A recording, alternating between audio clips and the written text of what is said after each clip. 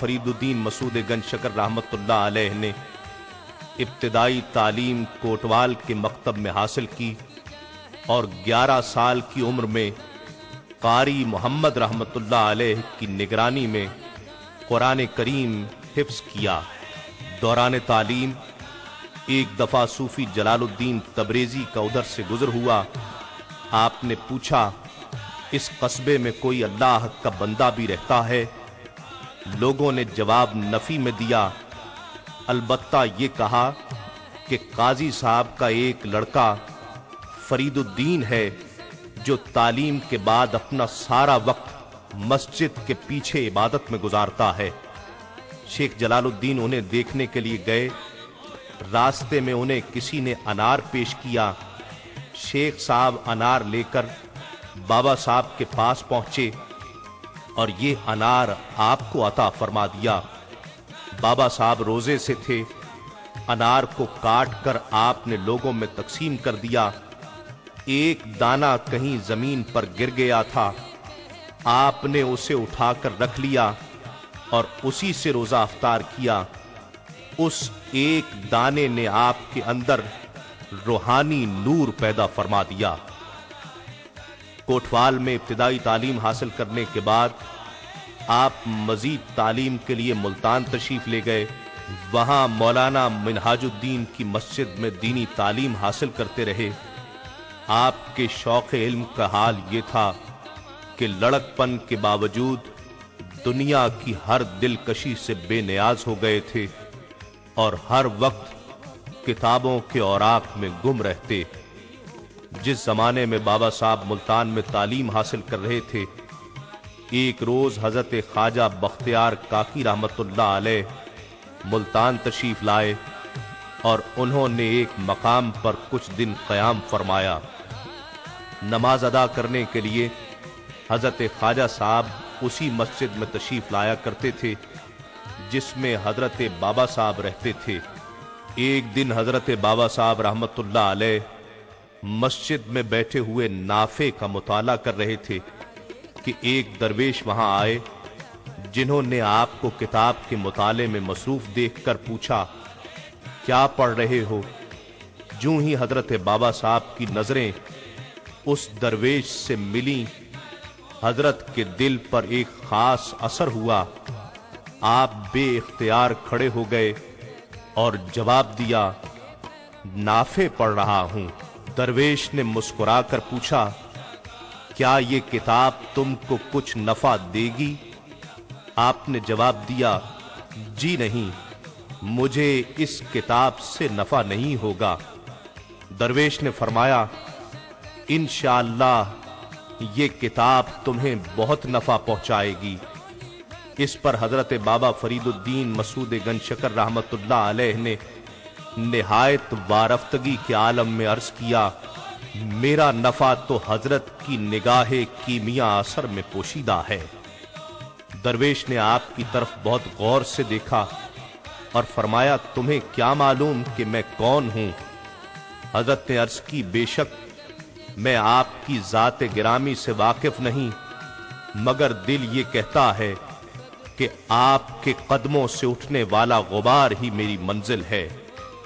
दरवेश ने फरमाया, मैं शेख बहाउद्दीन जकरिया मुल्तानी रहमतुल्लाह अलैह का मेहमान हूं और उन्हीं की खानकाह में ठहरा हूं। अगर तुम्हें फुर्सत हो तो तुम भी वहां आना। हजरत बाबा फरीद ने शिद्दत इंतजार में रात गुजारी और फज्र की नमाज पढ़ते ही दरवेश से मिलने चले गए। वहां मुश्ताकान दीद का हुजूम नजर आया।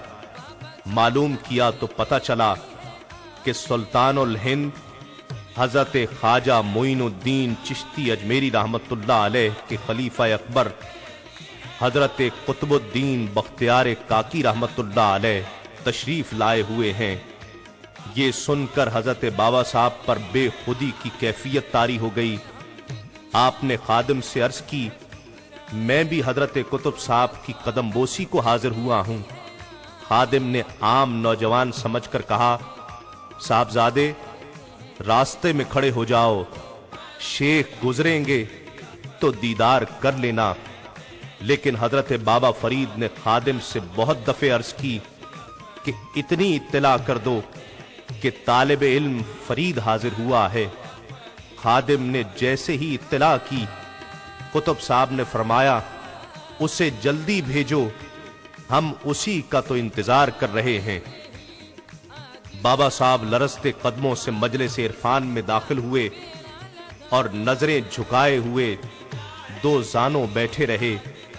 اس دوران حضرت قطب صاحب رحمت اللہ علیہ حضرت بہاؤالدین زکریہ ملتانی رحمت اللہ علیہ سے مخاطب ہوئے، شیخ یہ فرید ہے، میرا فرید۔ حضرت بہاؤالدین زکریہ نے طالب علم کی طرف محبت بھری نظروں سے دیکھا اور فرمایا ماشاءاللہ ماشاءاللہ۔ حضرت قطب الدین بختیار کاکی 8 دن ملتان میں مقیم رہے اور اس تمام عرصہ میں بابا فرید ایک خدمت گار کی حیثیت سے موجود رہے۔ ایک دن خلوت میسر آئی تو عرض کی کہ حضور یہ غلام آپ کے دامن لطف و عنایت سے مستقل وابستگی چاہتا ہے۔ حضرت قطب صاحب رحمت اللہ علیہ نے فرمایا انشاءاللہ تمہیں یہ وابستگی بھی حاصل ہو جائے گی۔ پھر جب حضرت قطب صاحب حضرت بہاؤالدین زکریہ رحمت اللہ علیہ سے رخصت ہو کر دہلی تشریف لے جانے لگے تو بابا فرید بھی آپ کے ہمراہ تھے۔ کوئی 3 منزل گزرنے کے بعد حضرت قطب رحمت اللہ علیہ نے حضرت بابا فرید سے فرمایا ابھی تم واپس جاؤ، کچھ دن تک علم ظاہری حاصل کرو، اللہ کے تخلیق کردہ دین کا مشاہدہ کرو، اس کے بندوں سے ملو کہ کون کس مقام پر کیا کر رہا ہے، پھر دہلی کا رخ کرنا، تم مجھے اپنا منتظر پاؤ گے اور گھبرانا نہیں، فرید یہ جدائی عارضی ہے۔ ملتان سے روانگی کے وقت حضرت قطب صاحب نے حضرت فرید الدین مسعود گنج شکر رحمت اللہ علیہ کو بابا فرید کہہ کر پکارا تھا، اس لیے کہ حضرت قطب رحمت اللہ علیہ کی مستقبل شناس نگاہوں پر یہ راز منکشف ہو چکا تھا کہ یہ نوجوان آنے والے دور کا بڑا بزرگ ہے۔ اسی روز سے یہ لقب دائمی حیثیت اختیار کر گیا۔ وہاں سے حضرت بابا صاحب اپنی والدہ ماجدہ کے پاس حاضر ہوئے اور حضرت قطب صاحب سے ملاقات کا پورا احوال سنایا۔ والدہ بہت خوش ہوئیں اور فرمایا مسعود مجھے اسی دن کا انتظار تھا، اللہ نے میرے گریہ نیم شب کو سنا اور میری دعاؤں میں تاثیر پیدا فرمائی۔ حضرت بابا فرید ملتان میں اپنی تعلیم مکمل کرنے کے بعد حضرت قطب صاحب کے حکم کے مطابق ہندوستان سے بغداد کی جانب روانہ ہو گئے۔ بغداد کا راستہ بخارا سے ہو کر گزرتا تھا۔ بخارا پہنچنے پر حضرت بابا فرید حضرت اجل شیرازی کی خدمت میں حاضر ہوئے اور ان سے فیض حاصل کیا۔ اس کے علاوہ آپ غزنی، سیوستان، بدخشاں اور قندھار بھی تشریف لے گئے اور مختلف بزرگان دین سے ملے اور فیض حاصل کیا۔ بغداد میں شیخ شہاب الدین سہروردی رحمت اللہ علیہ سے ملاقات کا شرف حاصل کیا اور کچھ عرصہ ان کی خدمت میں حاضر رہ کر فیض حاصل کیا۔ طویل سفر کے بعد آپ دہلی پہنچے اور حضرت خواجہ قطب الدین بختیار کاکی رحمت اللہ علیہ کی خدمت اقدس میں حاضر ہوئے۔ حضرت بختیار کاکی رحمت اللہ علیہ نے آپ کے ٹھہرنے کے لیے اپنے قریب ہی ایک حجرہ عطا کیا، جہاں آپ ریاضت اور مجاہدوں میں مشغول ہو گئے۔ حضرت قطب صاحب کی معیت میں آپ روحانی منازل طے فرما رہے تھے۔ 612 ہجری میں سلطان الہند حضرت خواجہ معین الدین چشتی رحمت اللہ علیہ دہلی تشریف لائے۔ پورا شہر یہاں تک کہ والی ہندوستان شمس الدین التمش بھی آپ کی خدمت میں اکتساب فیض کے لیے حاضر ہوا۔ جب سب لوگ چلے گئے تو سلطان الہند نے قطب صاحب سے فرمایا، تم نے خطوط میں اپنے ایک نئے مرید فرید الدین مسعود کے متعلق اطلاع دی تھی، مگر اس سے ملاقات نہ ہو سکی۔ قطب صاحب نے عرض کی کہ فرید بھی قدم بوسی کو حاضر ہوتا، لیکن وہ چلہ کشی کے سبب اس نعمت سے سرفراز نہ ہو سکا۔ سلطان الہند نے فرمایا، وہ یہاں آنے پر مجبور ہے، ہم اس کے پاس جانے پر مجبور نہیں ہیں۔ لہذا آپ خود تشریف لے گئے۔ پیر و مرشد اور دادا مرشد کو دیکھ کر آپ اٹھے، لیکن اٹھا نہ گیا اور اللہ کے حضور سجدہ ریز ہو گئے۔ یہ دیکھ کر سلطان الہند اور حضرت قطب صاحب نے مل کر بابا فرید کو اٹھایا۔ سلطان الہند نے آپ کے حق میں دعا فرمائی کہ اے اللہ، تو اپنی قدرت لازوال کے صدقے فرید کی دستگیری فرما اور اسے درویشی کے کامل درجے تک پہنچا دے۔ سلطان الہند نے بابا فرید کو سینے سے لگایا، جس سے آپ کی آنکھوں کے سامنے سے کئی حجابات اٹھتے چلے گئے اور معرفت کے کئی پوشیدہ راز سورج کی طرح روشن نظر آنے لگے۔ طویل سیاحت اور سخت ریاضت کے بعد جو دولت عرفان حاصل نہ ہو سکی تھی، وہ سلطان الہند کی ایک نگاہ کرم نے بابا فرید کے دامن میں ڈال دی تھی۔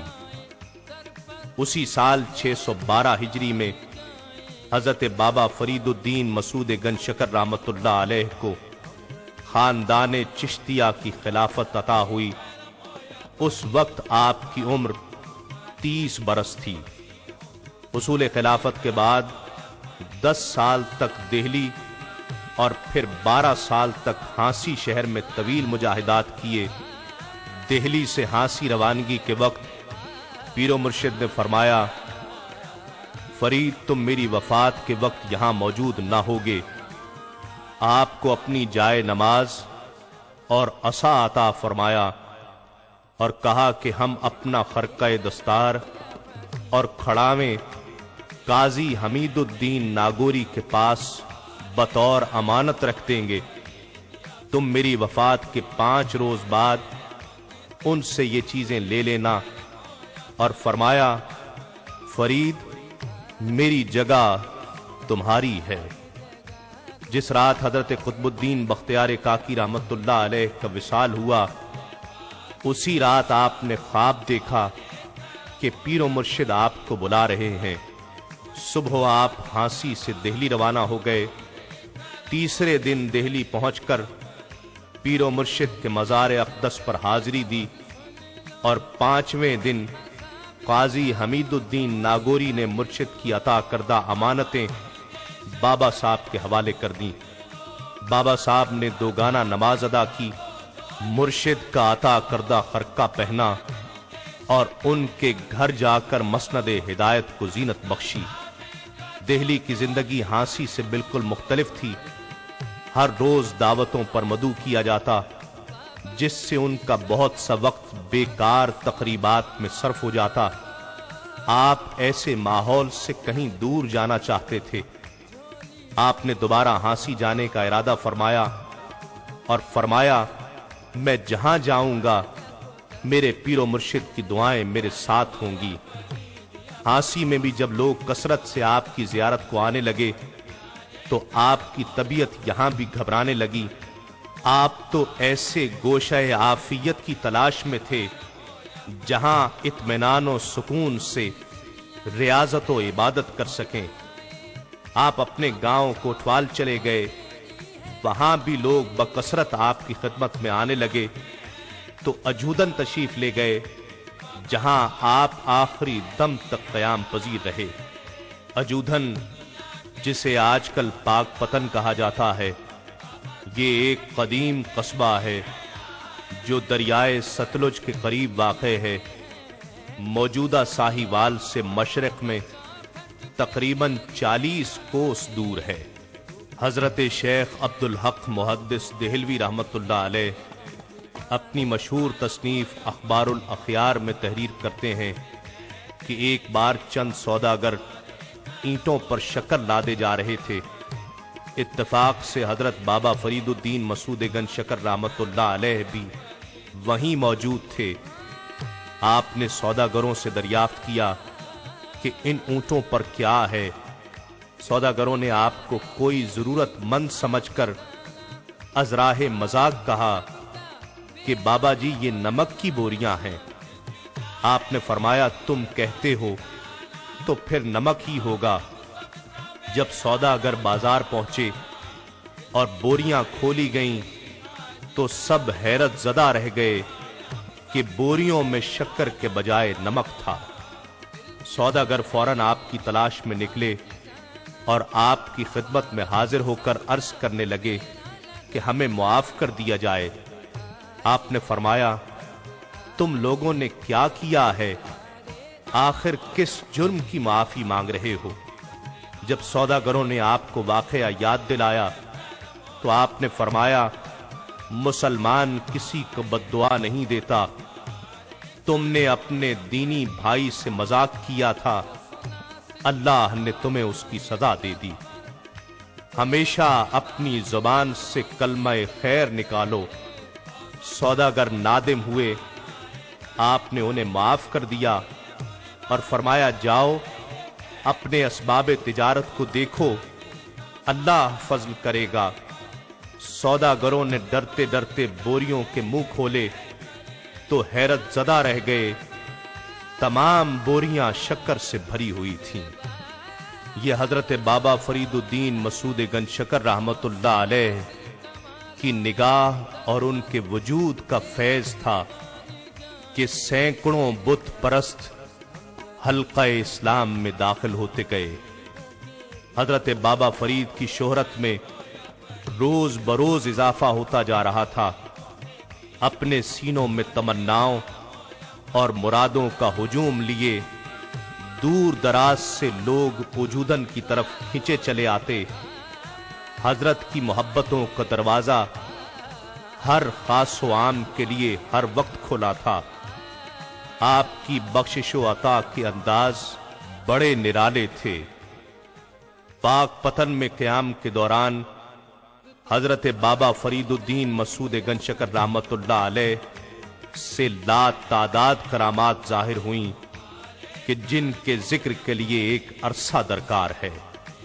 हजरत बाबा फरीदुद्दीन मसूद गंज शकर रहमतुल्लाह अलैह की इबादत और रियाजत का आलम यह था कि इशा के वजू से फज्र की नमाज अदा करते, हर रात 2 कुरान शरीफ खत्म फरमाते और दौरान नमाज तवील सजदे अदा करते।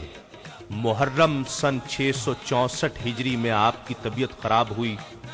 5 मुहर्रमुल हराम को हजरत बाबा फरीद का मर्ज शिद्दत इख्तियार कर गया।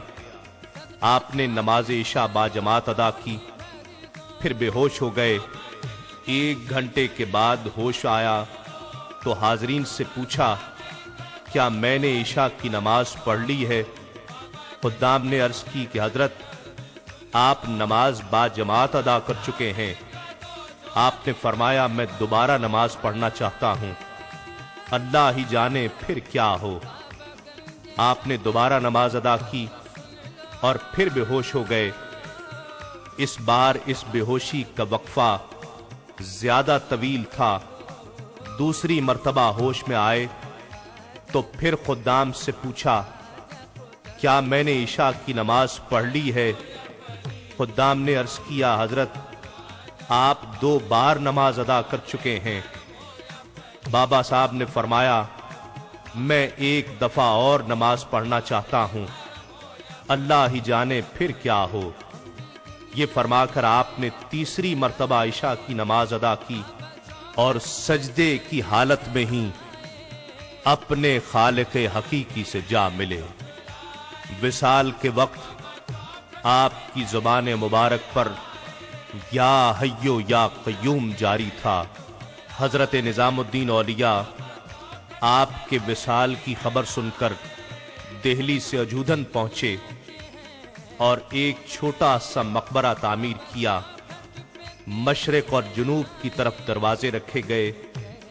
حضرت نظام الدین اولیاء ایک روز جنوبی دروازے کے پاس کھڑے تھے کہ اچانک فرط محبت میں پکار اٹھے، اس دروازے سے حضور نبی کریم صلی اللہ علیہ وآلہ وسلم تشریف لائے ہیں۔ اس واقعے کے بعد سے جنوبی دروازہ کو بہشتی دروازے کا نام دیا گیا کہ اگر اس دروازے سے کوئی گزرے گا تو وہ بہشت میں جائے گا۔ اب صرف شرقی دروازہ زائرین کے لیے کھلا رکھا گیا اور جنوبی دروازہ بند کر دیا گیا، جو صرف عرس مبارک پر 5 محرم الحرام کی شام سے کھولا جاتا ہے۔ حضرت بابا فرید الدین مسعود گنج شکر رحمت اللہ علیہ سے سلسلہ چشت کی 2 بڑی شاخیں صابریہ اور نظامیہ ہیں۔ ان دونوں کا سلسلہ حضرت بابا فرید الدین مسعود گنج شکر رحمت اللہ علیہ سے جاری ہوتا ہے۔ ایسی شخصیت کہ جن کی نگاہ سے سینکڑوں لوگ مسلمان ہوئے، سینکڑوں بت پرست بندگی خدا سے آشنا ہوئے۔ یقیناً ایسی ہی شخصیات کے لیے علامہ اقبال نے فرمایا تھا، ہزاروں سال نرگس اپنی بے نوری پہ روتی ہے، بڑی مشکل سے ہوتا ہے چمن میں دیدہ ور پیدا۔ اللہ رب العزت ہم سب کو حضرت بابا فرید الدین مسعود گنج شکر رحمت اللہ علیہ کے نقش قدم پر چلنے کی توفیق عطا فرمائے۔